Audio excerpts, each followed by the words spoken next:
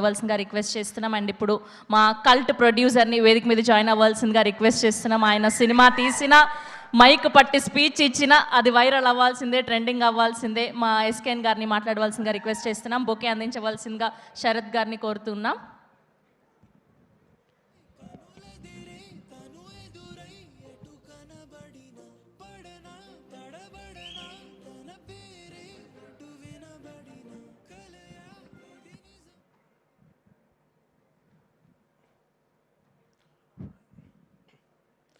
ఎప్పుడన్నా సరే మొత్తం నిండుగా ఉన్నప్పుడు ఇస్తారేమో మైకు అనుకుంటాము. ఆ చెరుకు రసంలో చెరుకు ఇలా పెట్టేసి 4 సార్లు తీసి 5 సార్లు తీసి రసం వచ్చేసిన తర్వాత మళ్ళీ ఏదో చెరుకు పెడితే ఎలా వస్తుందో అన్ని డైలాగులు అందరూ చెప్పేశాక ఇప్పుడు కొత్త ఊహించి ఏదో వైరల్ అవ్వాలి కాబట్టి ఎవరికి తెలియని కొన్ని రహస్యాలు చెప్పేసి అవి కొందరు మనోభావాలు దెబ్బతినేలా అవి కానండి.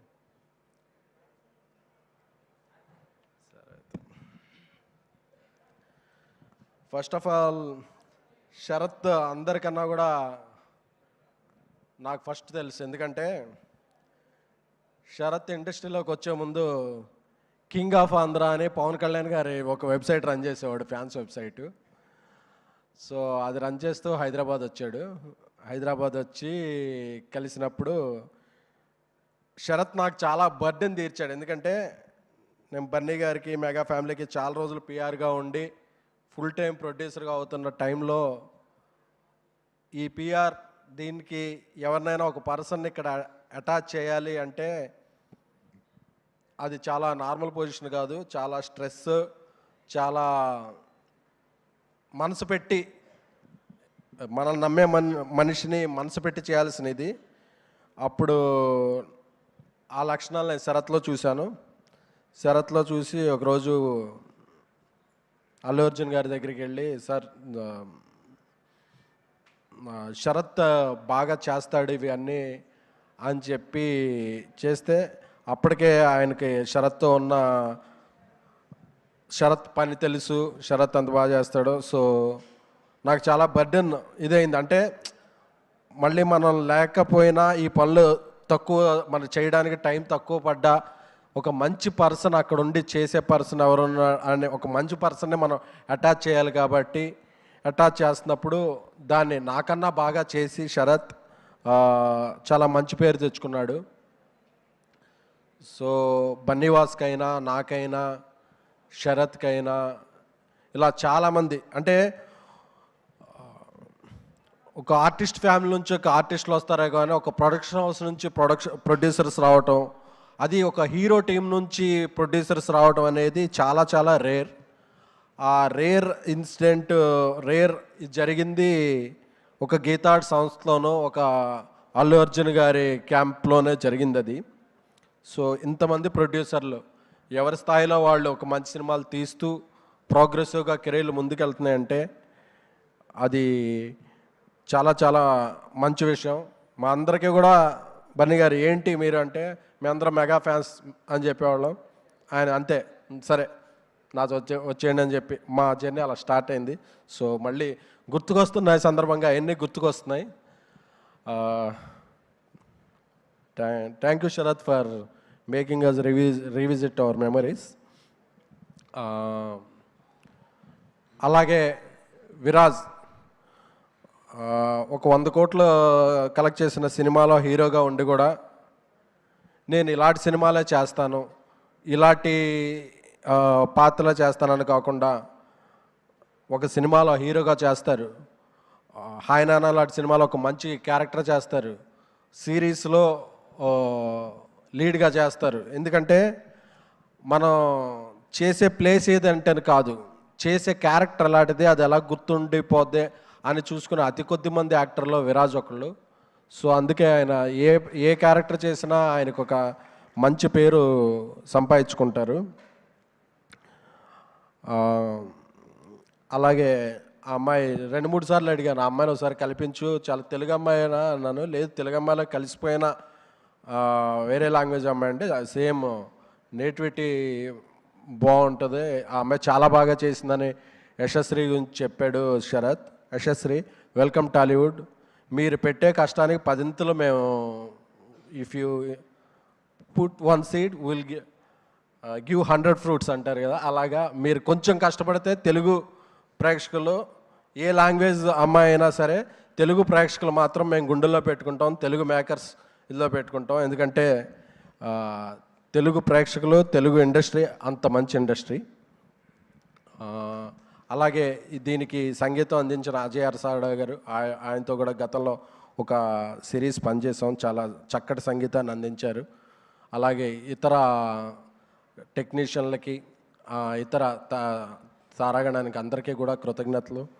ఇక్కడ ఈటీవీ విన్ నుంచి గుర్తించి చెప్పుకోవాలి. ఎందుకంటే చాలా ఓటీటీలు చాలా స్ట్రగుల్స్లో ఉన్నప్పుడు ఈటీవీ విన్ అనేది మళ్ళీ ఒకసారి ఒక సిస్టమ్ అంతటిని రీవామ్ చేసి రీస్ట్రక్చర్ చేసి సిరీస్లు, హిట్ సిరీస్లు ఇచ్చారు, థియేటర్కి హిట్ సినిమా ఇచ్చారు. అంటే ఒక కమిట్మెంట్, డెడికేషన్ ఉన్న టీం ఉంటే ఎలాంటి పరిస్థితుల్లో అయినా విజయం సాధించాలనుకోవడానికి ఈటీవీ విన్ వాళ్ళ టీమే ఒక ముఖ్య నిదర్శనం. ఎందుకంటే నిన్న దిల్ రాజు గారు పాడ్కాస్ట్లు అన్నీ చూస్తుంటే దిల్ రాజు అన్నీ చూస్తున్నాను, ఇండస్ట్రీలో రెమ్యునరేషన్లు ఎలా పెరిగిపోతున్నాయి, బడ్జెట్స్ ఎలా పెరిగిపోతున్నాయని. సో ఇండస్ట్రీలో కొత్తగా రావాలనుకున్న ప్రొడ్యూసర్స్, ఆల్రెడీ సినిమాలు తీస్తున్న ప్రొడ్యూసర్స్ ఈటీవీ విన్ వాళ్ళు తక్కువ బడ్జెట్లో కూడా ఇంత మెరుగైన క్వాలిటీతో ఎలా అవుట్పుట్ ఇవ్వగలుగుతున్నారో ఒకసారి వాళ్ళ దగ్గర నుంచి తెలుసుకుంటే ఇండస్ట్రీ పచ్చగా ఉంటుందని నమ్ముతున్నాను. సో అలాంటి ఈటీవీ నుంచి ఇంకా ఎన్నెన్నో మంచి రావాలని కోరుకుంటున్నాను. సో ముఖ్యంగా ఈరోజు నాకు చాలా హ్యాపీగా ఉంది. ఎందుకంటే శరత్ చాలా మనసు పెట్టి చేస్తాడు. ఎందుకంటే మీరందరూ ఇన్స్టాగ్రామ్లో చూసే ఉంటారు, రేలంగి మావయ్య అని వీడియోస్ వచ్చాయి. నాకు ఓ రోజు ఇది బాగుంది అని చెప్పి మనవాడి షేర్ చేస్తే, భయ్యా నిజంగానే షేర్ చేశారా మీరు అన్నాడు. ఏంటంటే ఇది నాదే భయ్యా అన్నాడు. నాకు అర్థం కాలేదు. అందులో కొద్ది వాయిస్ గంభీరంగా వాయిస్ మార్చి మాట్లాడుతుంటాడు. అది నేను శరత్ అనుకోలేదు. ఇది ఎవరో ఒక వింటేజ్ అన్నీ ఇది వస్తున్నాయని నాకెవరో ఒక హీరో పంపాడు, ఇది చాలా బాగుందంటే నేను శరత్కి పంపా. అంటే ఒక మనిషిని మనం రోజు ఆనందం సినిమాలో ఒక క్యారెక్టర్ ఉంటుంది, ఒక మనిషిని మనం రోజు ఒక రకంగా చూస్తుంటాం, అతనిలో చాలా హిడెన్ టాలెంట్స్ ఉంటాయి.